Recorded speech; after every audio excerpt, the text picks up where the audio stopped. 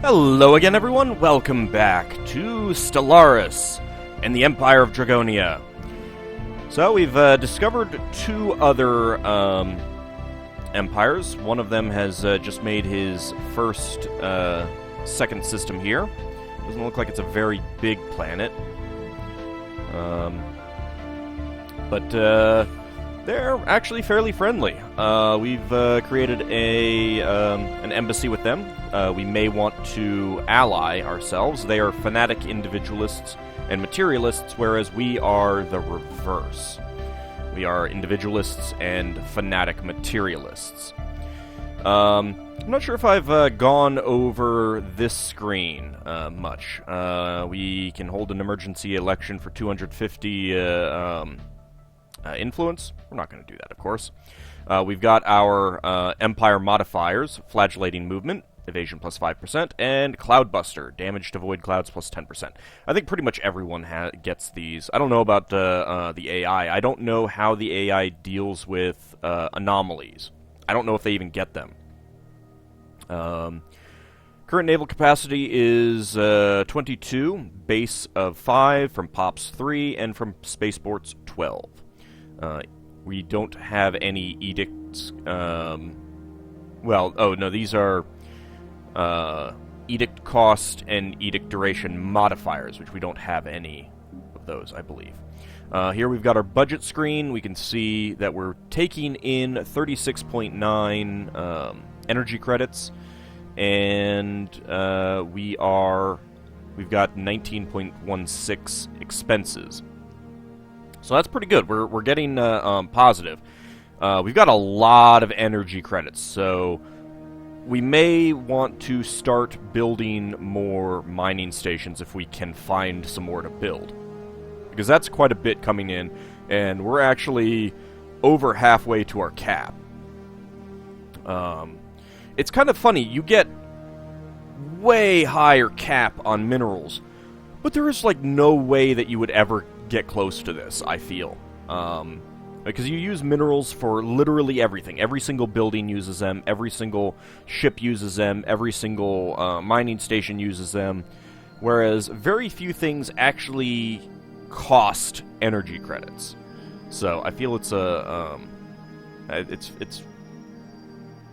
kind of want that switched. But again, maybe it's to also try to force you to use your energy credits more if you can figure out a way to do so. We've got no overall effects here, except for building cost minus 15% because of Executive AuldDragon. I kind of wish I could customize these, because, again, we're playing dragons. We're not, a plutocratic oligarchy makes sense. You know, the dragon with the most wealth, the biggest horde, rules. But I don't know. So architectural sense minus 15% building cost, and industrialist minerals plus 10%, both of which are really good. We've got our policies here. War economy, static. A static war economy is unaffected by the vagaries of war. The current war score has no effects on production times or costs. Semi-static. A semi-static war economy allows the seizure of limited assets from the private sector for the sake of survival during defensive wars, with a corresponding loss of efficiency while winning offensive wars. So, in other words, if you're losing a war and you've got this or dynamic in place, a dynamic war economy gives us significant production bonuses while we are losing defensive wars with a corresponding loss of efficiency while winning offensive wars. Now, interestingly enough, that's at minus 100 war score and at 100 war score. I'm not sure if war score caps out at 100. But the point is, I don't think that these are all that interesting. I mean, yeah, if we are losing a war, that might be a good thing to turn on or something like that. But I think we'll be okay. Slavery, prohibited, Xenos only, and allowed, but you cannot choose these if you've got the individualist ethic. Purge, prohibited, Xenos only, and allowed. You must have the collectivist ethic for allowed, and xenophile or collectivist ethics for Xenos only. Xenophobe, I'm sorry, not xenophile. That would be silly. Orbital bombardment. Light allows only the bombardment of identified military targets while keeping civilian casualties to a minimum. Limited allows the use of all but the heaviest of orbital ordnance, ensuring that the majority of civilians will survive even if the infrastructure does not. And full allows the full use of all orbital weaponry with no regards to life on the surface. Militarist ethic, fanatic militarist ethic. You need that.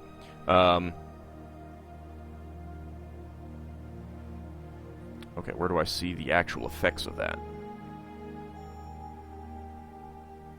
I think you can actually see it on a planet. Okay.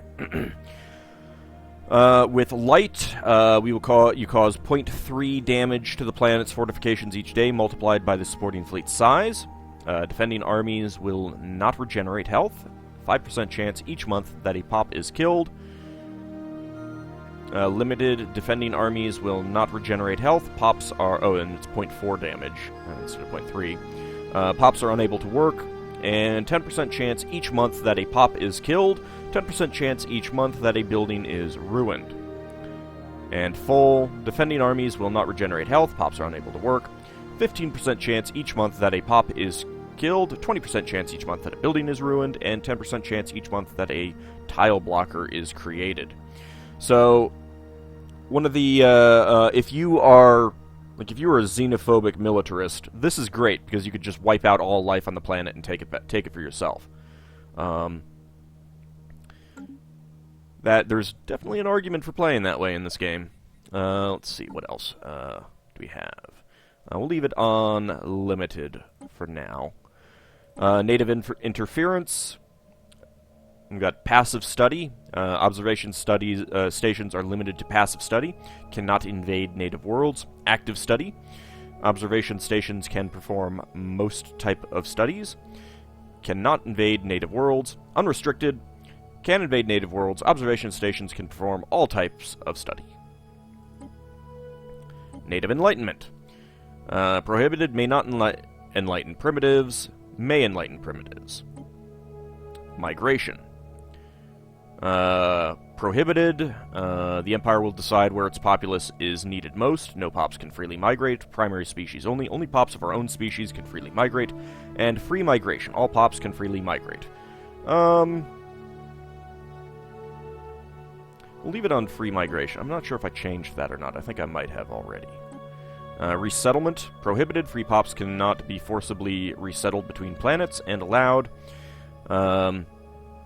You cannot do this when you have individualist or fanatic individualist.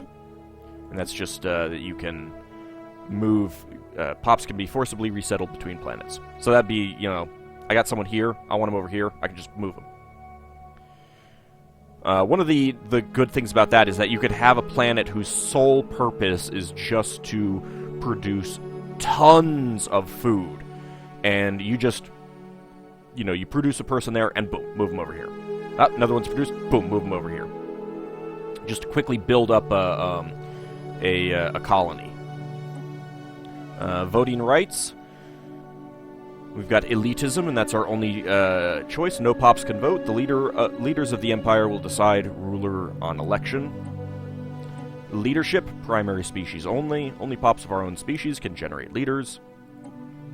And first contact protocol. Peaceful, cannot attack neutral entities, or aggressive, can attack neutral entities. I'm not sure if that applies to alien life forms. And we can issue these various edicts. Information quarantine costs 1 each month, so we're getting +3, so it reduces that. Ethics divergence minus 10%, research speed minus 5%, encourage free thought, research speed plus 10%, ethics divergence plus 15%, engineering research grants, so this is minus 10 to the others, and plus 30 to the specific one. You've got one for engineering, physics, and society. And then crystal sonar. For 30 energy, when you get into a system with crystalline entities, you can instantly survey a system. I Suppose you can turn it on and then maybe turn it off. Maybe I'll try that at some point. I mean, if I turn it on, if I can turn it off pretty quickly, then I wouldn't mind doing that. Part of the problem is I don't think that's worth influence cost to spend that. And then we've got our demographics. We are just all dragons right now. Plutocratic oligarchy, powered exoskeleton, and executive AuldDragon. We're getting plus 20% minerals. No bonus to food. Plus 5% energy credits. Plutocratic oligarchy, and nothing else. No other things. We can also create vassals here. Alright, so that's that screen. Let's go ahead and get back into our stuff. I have renamed a lot of our ships. I noticed that the Seafried had died, so we've got Seafried 2. I may not always remember who has died and stuff like that, so I don't know that we'll be able to oftentimes get those numbers correct. How are you doing? You are growing 1.2 per month. I think, let's see. So we could build a basic hydroponics farm for 25 minerals. And that's all, so, and it doesn't cost anything to maintain that. So I think that's going to be worth it for 25.5 minerals. So let's go ahead and build that. That'll get us a bit more food. Let's see, the spaceport, you do have a solar panel network. Good. Alright, we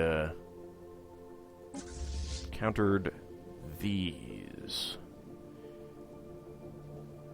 These are crystalline entities. So, all right, let's actually try this, because I'm curious about this, and to an extent, some of what we're going to be doing in this game is going to be trying things out. Okay, it's active. So, what do I actually do?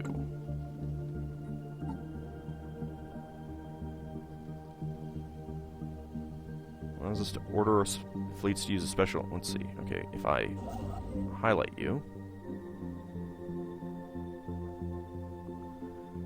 I do not see an option here. Ah, no. Thought I saw a crystal sonar there, but nope. Huh.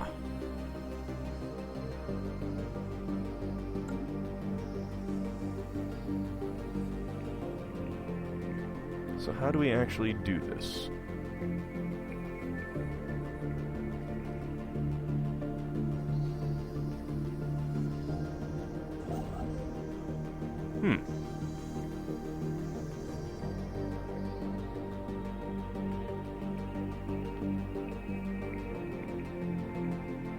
Yeah, I am not sure how... Alright, let's...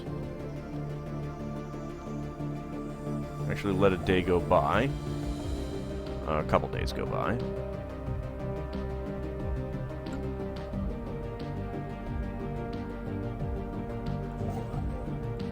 What if I... No? Alright, what if I take one of our regular ships here.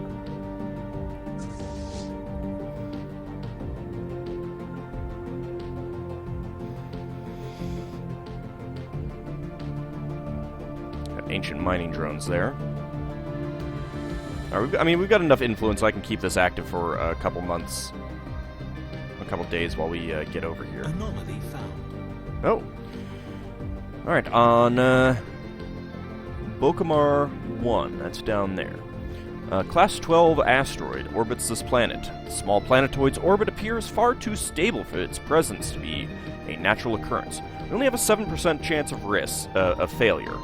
Although Grigoriy is not that close to leveling up, so I think we'll just go ahead and research it right now. Let him do that. That is a high-value mining target. Wait, did I seriously... Oh, I did the split thing. Well, we're spending some extra credits. Crystal sonar. Okay, so you can only do it with... Construction complete. Oh, actually wanted to pause it. You can only do it with your actual fleets. The first strike force has encountered crystalline entities in the Krakom system. Using some stored energy, our ships can generate an intense but harmless high-frequency blast to fire at the crystalline entities. The entities act as prisms and resonators, breaking up the pulse and scattering it across the solar system. And the waves reflected from planetary bodies are picked up by our ship sensors. The whole system is surveyed in an instant. Do it. Okay.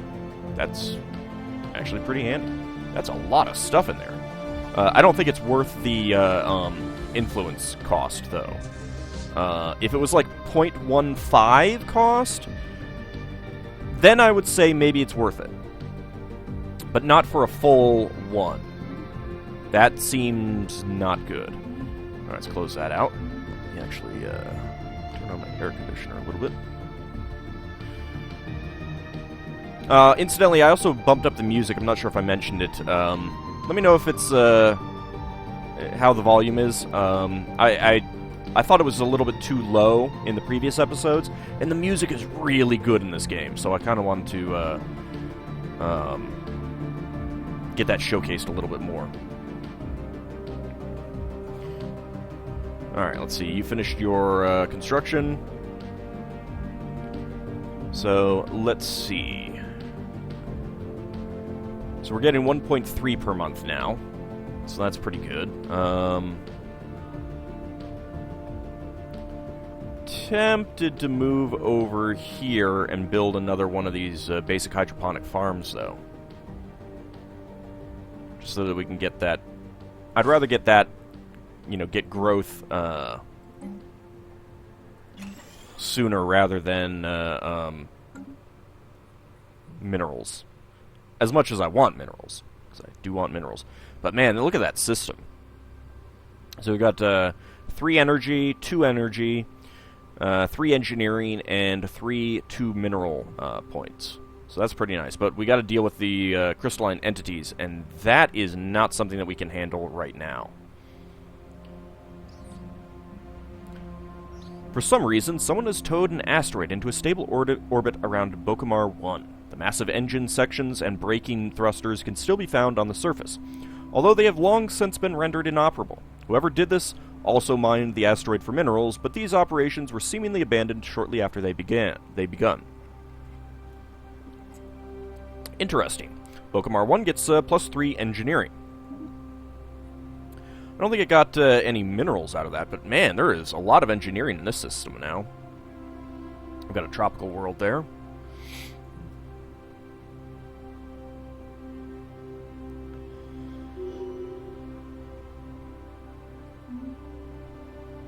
And Scientist Warduck has leveled up. Excellent. Construction complete. System survey complete. Alright. Draconis has finished its colony ship. Very nice. Might want to upgrade. I'd kind of like to get the upgrades done as soon as possible. And Bokamar is now completely surveyed.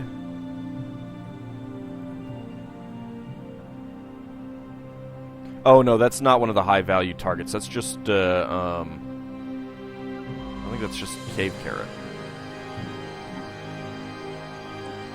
Yeah, okay. Let's actually go over here and survey that one. Alright, so, our new colony ship. Let's see, how big are you? 17. So it's a little bit bigger than ours. I think going right there might be the best choice. We'll get an adjacency bonus eventually with that. And we'd start out with an adjacency bonus there. Although, I mean, it takes a little while to get the adjacency bonus, so... Hopefully we'll get the tile blocker clearers by the time we can actually get this improved. Alright, let's go ahead and colonize the planet. There we go. So we're going to lose out on those 2 engineering credits, but there's plenty on the surface. There's a little bit of physics, a little bit of society, and a fair bit of engineering, so that's pretty nice. So we're gonna soon have our third colony. They already have their third colony. What do they prefer? Arctic. Okay. Xenophobic isolationists. They are also superior. That's annoying.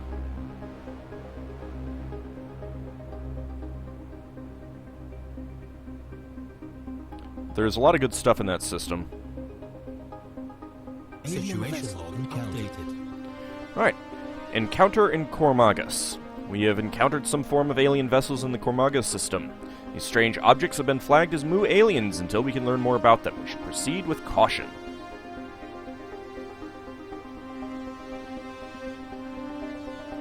Construction Interesting. complete. Okay. Looks like there's a frontier station out here. Alright, that's a little annoying. That means that someone has, there is someone right around here. No, well, wait a second.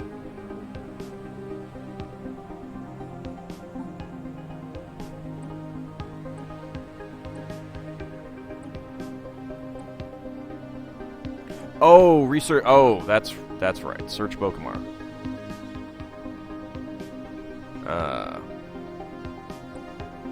That's what that is. Wait a second.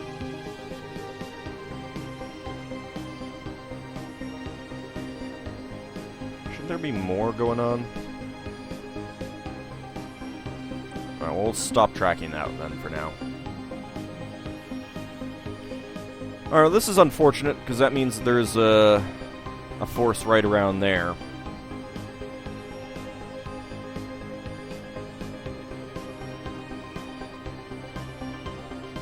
There's an Arctic world and a Tomb world there.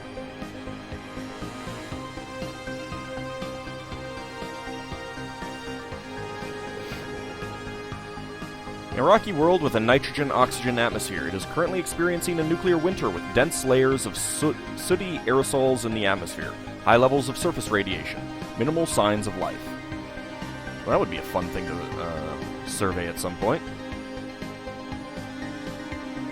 There's a continental world down there. There's a continental world there as well.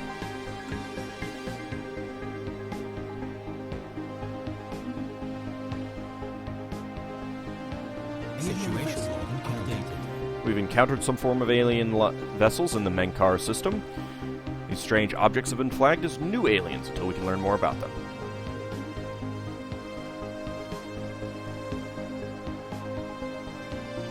Alright, yep. They've already... Oh, that's disappointing. They've already grabbed the high-value mineral targets. Oh well. It's kind of disappointing none of them start close to you. Okay, so we're starting our new colony. I'll be renaming all of this off-screen, though. See, we're getting close to finishing our frontier outpost out here. Oh, you know what? I completely forgot that this is still turned on. Let's turn that off.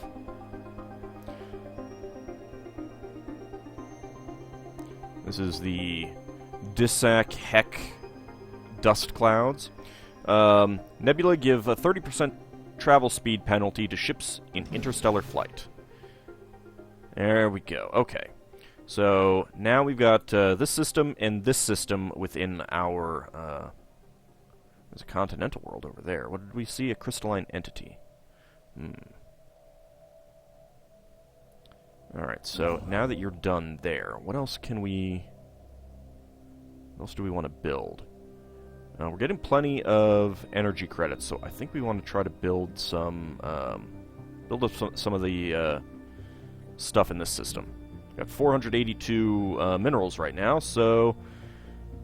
Build mining stations, and then build an observation post. There we go.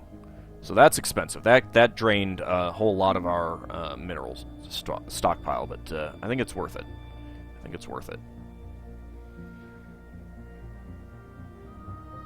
We're actually growing pretty fast on this.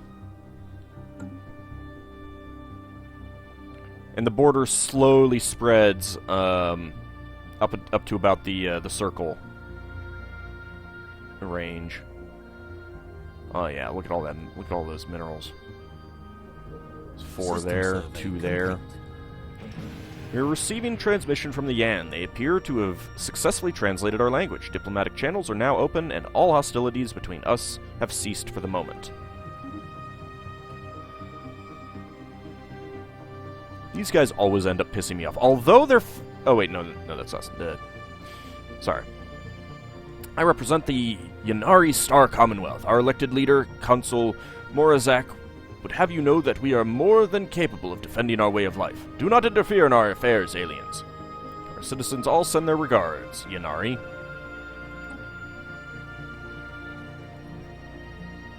And... Grigoriy is now cut off from us. Yeah. This is exactly the kind of thing that I wanted to do over here. Grigoriy is now cut off from us. Alright, we are going to have to build another science ship.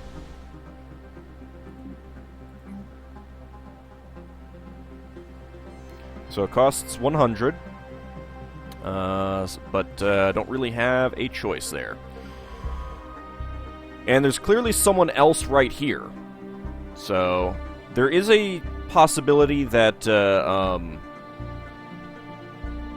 we will learn who these are, and then it'll kick him out and force him back that way. Oh yeah, here. Got, no?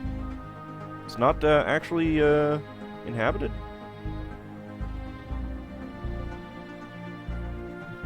Well, whatever. It's within their border. Alright, let's go ahead and survey these systems so that we at least have them, and eventually the aliens will tell us who they are, and that might kick us out.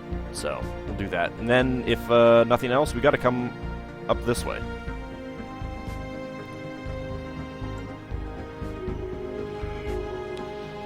Cave Carrot was forced to return to Aesir from Menkar because it is within the borders of Kraxra's Commonwealth. Okay, so that's good. Although, I'm not sure exactly how... plans to get back. Okay. We are receiving transmission from the Midak. They appear to have successfully translated our language. Diplomatic channels are now open, and all hostilities between us have ceased for the moment. Ah. 4-eyed, clacking birds. I bring greetings from the revered elder Krotyuk, the elected leader of the Kraxra's Commonwealth. Those have interesting names. We believe in the right of all sentient beings to fulfill their individual spiritual needs, and we trust that an enlightened species such as yourselves share this sentiment. Our citizens all send their regards, Kraxrazi. Alrighty, so these guys are xenophile spiritualists. Spiritual seekers, theocratic republic. They are equivalent. Let's see about these guys. They are a military republic, hegemonic imperialists. They're xenophobes and fanatic militarists. Okay. Well, they are going to be... we could declare them a rival. Did I already declare them a rival? No. They're superior. Ah, we've got an embassy. You know what? Screw it. We'll declare these guys a rival. They're equivalent in all things. Now, the thing is that the equivalency is like, if their fleet power is up to 150% yours, and up to 75, from 75% to 150%, then they're considered equivalent. So, if they're 150% yours, they're gonna murder you. So we need to be very, very careful about that. Okay, so you're going to try going that way. Oh, okay. There is technically a path. Alright, maybe I'll hold off on... Nah, we still need the second science ship, so let's go ahead and get that.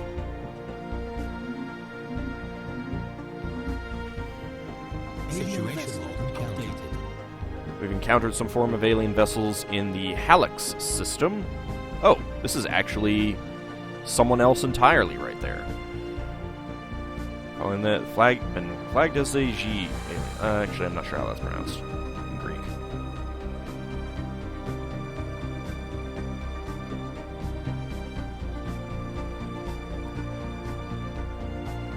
They're colonizing this world. Okay, so whoever they are, they prefer Arctic.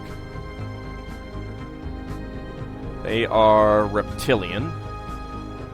That is Arctic, right? Or is that tundra? It's Arctic. Alright. So they might be down this way. Or they could be over here or something like that. We'll let them discover who we are.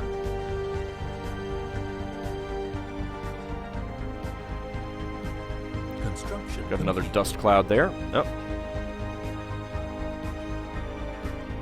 Okay, yep, they're right here. Man, they're not in a very good position either. Okay, so we've got our new science ship. We will call...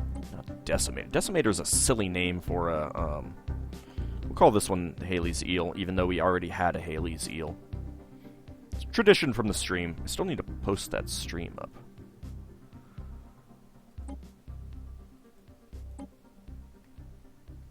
It took a really long time to process the video for that, because it's like 7.5 hours long. So, all right, and okay, we need a new scientist.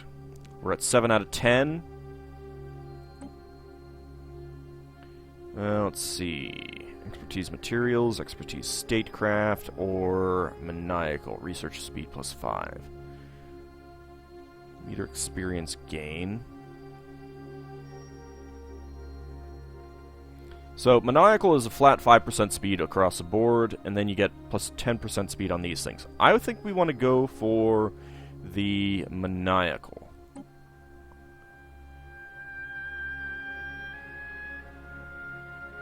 And then we should swap out... I think Warduck is going to be our new science ship person.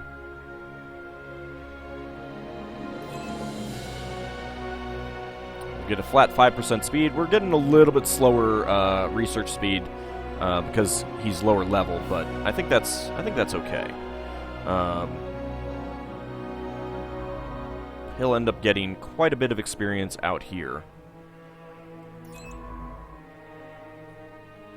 And we need to get back to... Alright, that's already out of our system. Alright, we need to quickly survey these systems that we can access here.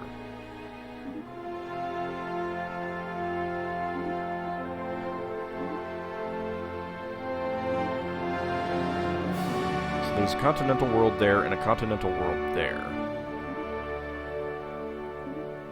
These guys have an Arctic preference. Ooh.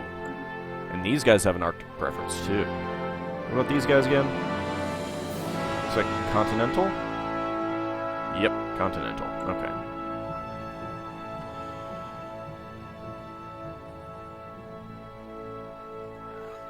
These guys are what, like desert?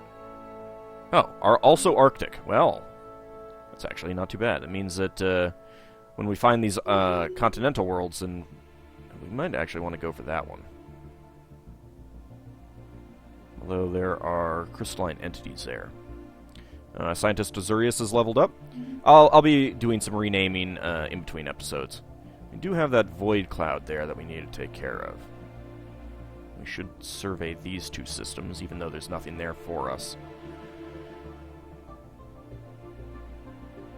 Now, there are these mining droids here. We could definitely take them out with our fleet. I think. Might want to think about that as well. We're at 225. Let's actually go ahead and build, queue up some more Corvettes. We can get 2 more. I think that's good. Okay. We've got some more mining coming on board there. Colony established. And our colony is officially established. We've got space amoebas here in that system.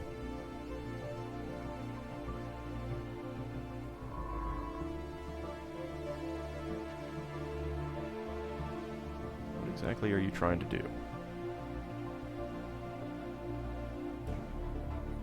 Trying to go back and survey that?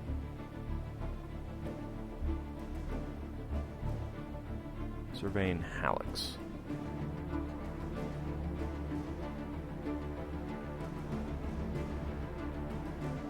I do not know exactly what you're doing, but I want to survey this one. As long as we're out here, might as well survey it. Let's see. You guys are both in orbit. Now, there are reasons to split up your fleets, but I don't find that... I mean, they're fairly specific time periods that you want to do that, and it's not right now. When we get those 2... Seriously? You did not automatically merge. Enter orbit.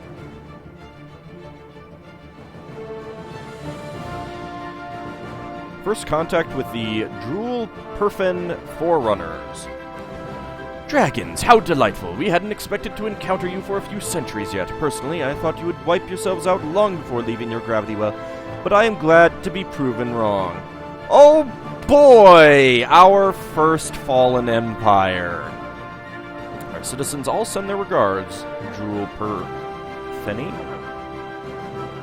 And there we go. Missing in action. Cave Carrot. That was,